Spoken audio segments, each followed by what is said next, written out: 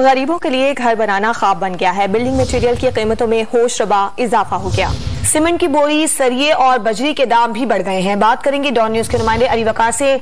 अली वकार, कीमतों में कितना इजाफा हुआ है? आज बिल्कुल महंगाई की जो इस वक्त लहर चल रही है उसमें अशियाए कुरोनोश के अलावा वो अफराद जो अपना घर बनाने का ख्वाब देख रहे थे उनकी मुश्किलात में भी इजाफा हुआ है। सीमेंट की बोरी है उसमें अब तकरीबन 80 रुपए का इजाफा हो चुका है। सरिया जो पहले 80 रुपए किलो था वो 195 रुपए किलो तक पहुंच गया है।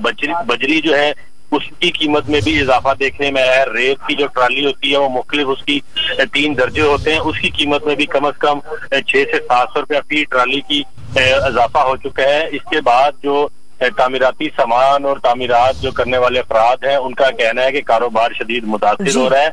ना सिर्फ आम आवाम इससे मुश्किलात का दोचार है बल्कि वो अफराद जिन्होंने इस कारोबार में सरमायाकारी कर रखी है वो भी शदीद परेशानी में मुब्तला है। अली वकार, बहुत शुक्रिया आपका।